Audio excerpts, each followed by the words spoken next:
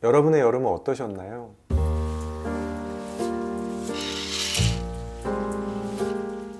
안녕하세요. 보기 드문 책 문지혁입니다. 오늘은 단편 소설 한 편이 시작되고 만들어지고 완성되는 그 과정을 함께 살펴보려고 합니다. 글쓰기나 소설 수업을 하다 보면 단편 소설에 대한 이런 질문들을 많이 받게 됩니다. 단편 소설 어떻게 써요? 얼마나 오래 걸려요? 어떻게 작업하세요? 하루에 몇 매씩 쓰세요? 오늘은 저의 단편 소설 한 편을 예로 삼아서 하나의 단편 소설이 시작되고 완성되는 과정을 함께 살펴보려고 합니다. 참고로 먼저 말씀드리고 싶은 것은 소설 작업이라는 것은 사람마다 다 다르고 작가마다 다 다르기 때문에요. 정해진 표준이나 규칙이나 정답이 있을 수는 없습니다. 그리고 저 역시 이 단편 소설 한 편에 대해서는 이렇게 작업했지만 다른 소설에서는 다르게 작업할 때도 있거든요. 그러니까 그것을 감안하고 들어주시면 감사하겠습니다.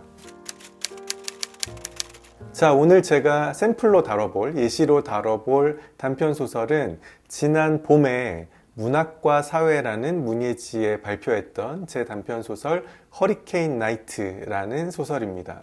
자, 이 소설이 실제로 발표가 되었는데요, 봄에. 그럼 이 소설이 어떻게 시작되었을까?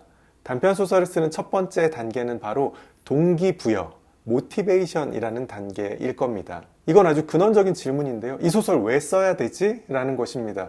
저의 경우는 청탁을 받았기 때문에 이 소설을 쓰기 시작했는데요. 청탁이든 아니면 공모전에 낼 것이든 아니면 과제이든 무엇이든지 간에 조금 외부적이고 강제적인 계기가 모든 작가에게는 필요합니다. 그렇지 않으면 쓸 수가 없어요. 왜냐하면 그래야만 마감이라는 것이 생기잖아요. 마감이 생겨야만 작가는 쓸 수 있습니다. 프로페셔널 작가들이 글을 쓰는 계기는 사실 두 가지밖에 없는데요. 입금하고 마감입니다. 근데 우리가 만약 아마추어라면 아무도 우리한테 입금을 해주진 않잖아요. 그러니까 공모전 같은 데 내는 거죠. 공모전은 상당히 좋은 동기부여 방식인데요. 왜냐하면 마감도 생기고요. 만약에 내가 당선되게 되면 상금도 생기기 때문입니다. 입금도 된다는 얘기죠. 그래서 저는 공모전이나 신춘문예, 신인문학상 등을 목표로 시작해 보시는 것을 추천하는 쪽이고요. 그렇게 했을 때 우리에게는 마감이라는 아주 소중한 동기부여가 생기게 됩니다. 마찬가지로 작가들이 받게 되는 청탁 역시 비슷한 종류의 압박인데요. 이거는 일종의 약속이기도 하고 신뢰관계이기도 하거든요. 그래서 청탁을 했는데 원고를 제때 주는 작가와 제때 주지 않는 작가는 다음 원고 청탁에서 차이가 날 수밖에 없지 않을까요? 그래서 저는 청탁을 받으면 최대한 제가 가능한 마감일을 말씀드리고 거기에 맞추려고 노력합니다. 그래서 다행히 아직까지는 크게 마감을 어긴 일 없이 소설 원고를 보내드렸던 것 같아요. 자, 단편 소설 쓰기의 두 번째 단계는 이제 쓰기로 했습니다. 마감이 생겼잖아요. 써야 할 이유가 생겼는데 그러면 뭘 써야 하나? 라는 문제에 직면하게 됩니다. 뭘 쓸까? 이게 항상 준비되어 있는 작가라면 행복하겠지만 그렇지 않은 작가라면 여기에서부터 고난을 겪게 됩니다. 바로 영감이 필요한 순간인데요. 제가 다른 수업이나 영상에서 말씀드렸던 것처럼 영감이 필요할 때 영감을 찾는 사람은 아마추어라고 저는 생각합니다. 영감이 필요할 때 찾는 게 아니라 그냥 영감의 냉장고를 여시면 됩니다. 내가 평소에 좋은 글쓰기 재료들을 차곡차곡 손질하고 소분해서 담아놓았던 그 영감의 냉장고라는 것이 필요하거든요. 작가에게 있어서 습작기라는 것은 이 영감의 냉장고를 채우는 기간이기도 하다고 저는 생각해요. 저는 남들보다 더 긴 습작기를 보낸 대신에 영감의 냉장고는 사실 용량이 부족할 만큼 많은 것들이 들어있거든요. 그러니까 냉장고를 열어서 살펴보는 겁니다. 내가 이번 요리에 사용할 수 있는 재료들이 어떤 것이 있을까? 어떤 재료들이 적당할까를 생각해 보는 거죠. 그래서 하나의 재료를 고르게 되는데요. 이번에 허리케인 나이트라는 소설을 위해 고른 재료는 바로 이런 것입니다. 이런 방식으로 제가 이전에 해놓았던 메모들을 가지고 와서 여기에서부터 시작하는 거예요. 그래서 모든 소설 쓰기가 그렇지만 제 생각에는 0에서 시작하지 않는 것이 중요합니다. 백지에서 시작하는 사람은 이미 지고 있는 싸움, 질 것 같은 싸움을 하는 사람이라고 저는 생각하고요. 우리가 이기는 싸움을 하려면 이미 앞서 나가 있어야 합니다. 뭐가 이미 있어야 돼요. 그 덩어리 위에서 시작하면 훨씬 더 쉽게 소설이라는 조형물을 만들어낼 수 있습니다. 세 번째 단계는 실제 집필을 시작하는 것인데요. 그 중에서도 조금 세분화하면 저는 첫 장면과 마지막 장면을 먼저 써보시는 것을 추천드려요. 사실 어떤 장면도 상관은 없습니다. 우리가 흔히 소설 쓰기에 대해서 하는 오해나 착각 중에 하나는 소설가들이, 작가들이 순서대로 쓴다는 것이잖아요. 근데 전혀 그렇지 않습니다. 적어도 저는 그렇지 않은데요. 생각나는 장면을 먼저 쓰시면 됩니다. 그게 첫 장면이든 마지막 장면이든 중간 장면이든 어떤 장면들을 먼저 쓰고, 이때는 정리되지 않아도 괜찮아요. 제가 흔히 매드맨 상태라고 표현하는데요. 미친 사람처럼 내 안에 떠오르는 생각과 이미지와 장면들을 마구마구 쏟아놓는 것입니다. 그렇게 정제되지 않고 정리되지 않은 상태로 쏟아놓은 후에 그 장면들을 나중에 하나씩 정리하고 배치하고 재구성하는 것이 사실 소설 쓰기에서 가장 많은 시간이 드는 그런 주요한 과정이라고 할 수 있겠습니다. 저의 경우는 보통 첫 장면과 마지막 장면을 먼저 써두고요. 그리고 그 중간 장면, 이 첫 지점에서 마지막 지점까지 이를 때까지 주인공들에게 어떤 일들이 일어났을까를 생각하면서 그 빈칸을 메워가는 쪽입니다. 그 다음 단계는 계속해서 집필을 해 나가는 것입니다. 이때는 하루 작업량을 정하고 거기에 맞게 하루하루 조금씩 이야기를 진전시켜 나가는 것이 중요한데요.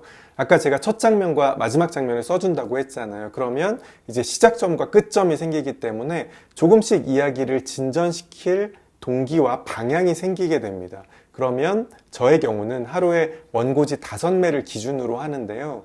그럼 주말 빼고 월화수목금 그리고 하루 정도는 뭐 다른 사정으로 빠질 수 있다고 생각하면 일주일에 제가 생각하는 적정 진도는 원고지 20매 정도입니다. 그런데 보통 단편 소설이 80매에서 120매 정도를 지칭하니까 저에게 단편 소설을 쓰는, 순수하게 쓰는 시간은 한 달 정도가 필요하다고 말할 수 있을 것 같아요.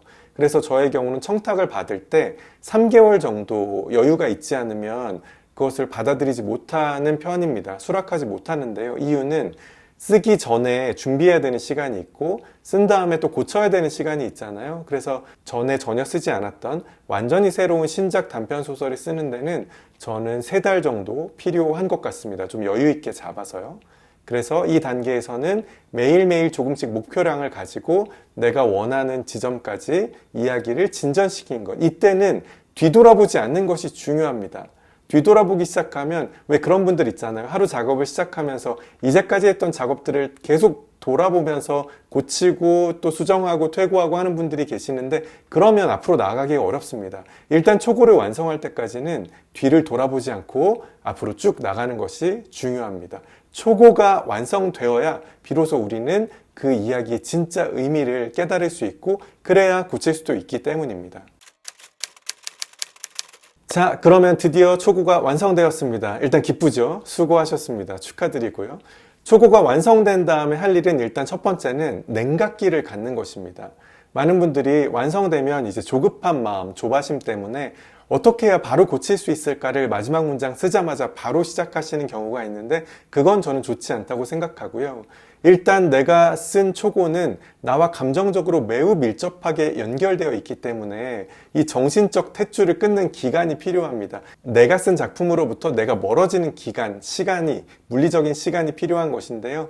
어떤 사람들은 하루 이틀이면 된다고 하기도 하고 일주일 얘기하는 사람도 있고 뭐 한 달씩 하는 사람도 있습니다. 제 생각에는 그래도 한 하루 이틀 정도는 최소한 그 소설에 대해서 전혀 생각하지 않는 시간이 필요하고요. 제일 좋은 것은 그래서 초고를 쓴 다음에 가까운 누군가에게 이 소설을 보여주는 거예요. 그러면 그 사람들에게 평이 돌아올 때까지는 이 소설에 대해서 생각하지 않는 거죠. 그럼 그분들도 읽고 피드백을 주는 데까지 시간이 필요하기 때문에 그 시간 동안 나는 자연스럽게 냉각기를 가질 수 있게 됩니다. 그리고 이 냉각기 이후에 비로소 합평을 할 수도 있고요. 아니면 나 혼자서 이 원고를 다시 보면서 퇴고를 시작할 수 있습니다.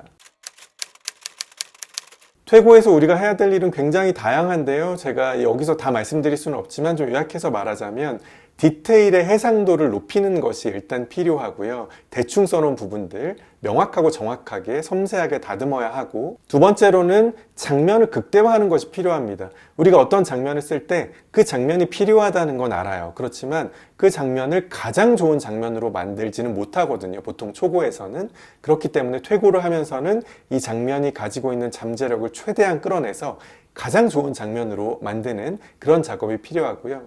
마지막 세 번째, 제가 퇴고에서 중요하다고 생각하는 것은 결말을 바꾸는 것이 중요한 것 같습니다. 이건 저의 경험칙인데요. 제가 쓴 소설 중에 그나마 좀 나은 소설이라고 생각되는 소설들은 다 퇴고를 하면서 결말이 달라진 소설이에요. 저도 왜 그런지 정확히 이유를 설명할 수는 없지만 저는 이렇다고 이해하고 있어요. 우리가 여행을 떠날 때, 처음 떠날 때의 목적과 여행을 다녀와서 그 여행의 진짜 목적지, 내가 그곳 때문에 여행을 갔었구나 라고 생각하는 것은 일치하지 않는 경우가 많잖아요.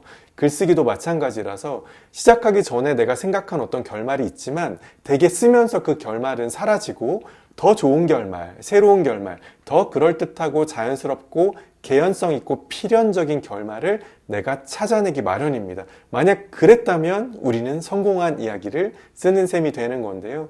그래서 좋은 이야기를 쓸 때는 보통 결말이 바뀌는 경험을 하게 되고, 그러면 이제 저는 알고 있습니다. 내 소설이 이제 조금 더 좋아질 것이라는 것을 예감하게 되는데, 오늘 예로 들고 있는 이 허리케인 나이트라는 소설의 경우도 결말이 달라진 경우입니다.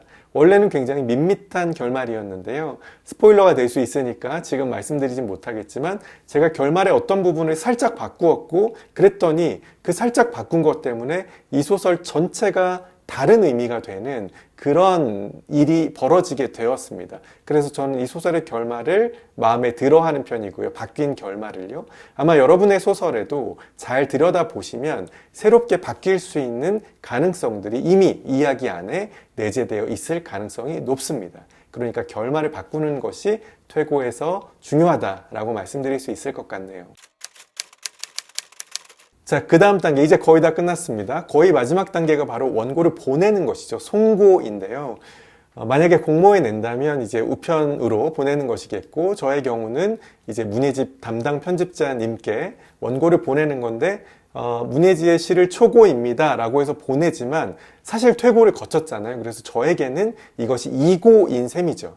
그러니까 2고에서부터 시작을 하는 겁니다. 그리고 편집자님은 이걸 초고인 것처럼 받아서 거기서 또다시 교정과 수정과 퇴고를 하고, 그때부터는 교정지를 서너 번 주고받으면서 또다시 퇴고를 하게 되는데요.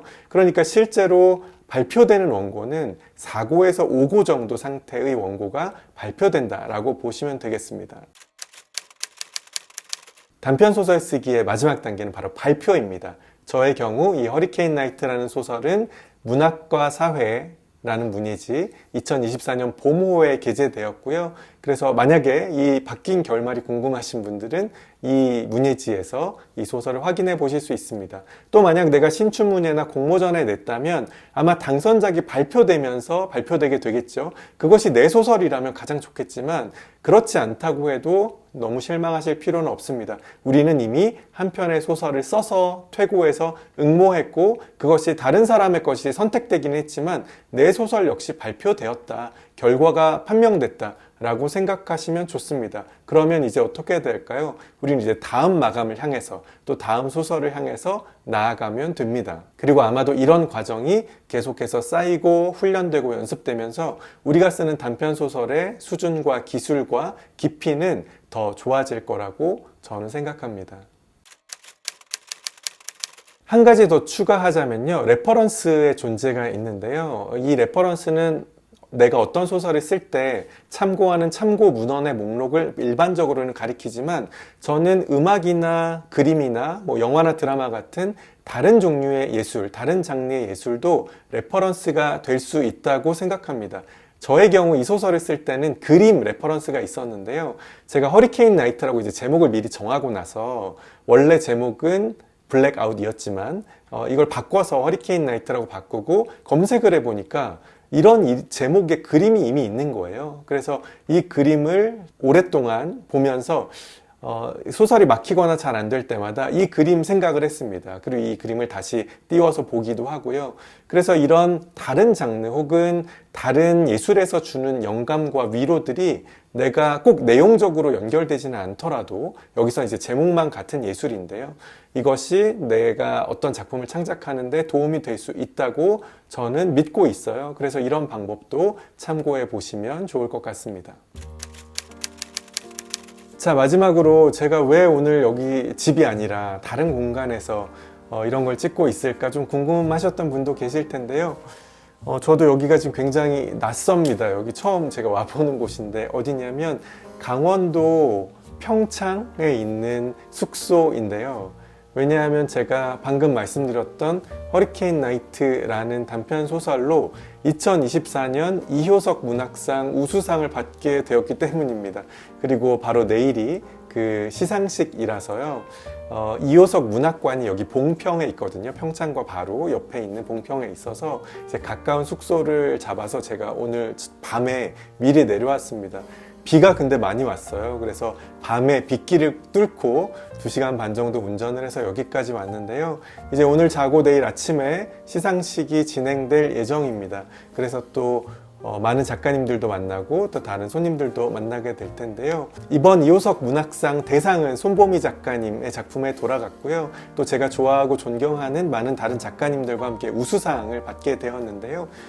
만약에 한국 문학의 현재, 한국의 많은 작가들이 지금 어떤 소설들을 쓰고 있는지 궁금하신 분들이라면 저의 소설과 또 다른 좋은 소설들이 많이 실려있는 이 이효석 문학상 작품집 2024년 버전을 여러분 살펴봐 주셔도 좋을 것 같습니다. 저도 오늘 여러 가지로 많이 피곤한 상태인데요. 그게 좀 티가 나는지 모르겠는데 잘 자고 내일 시상식도 기쁜 마음으로 참석하고 돌아가도록 하겠습니다.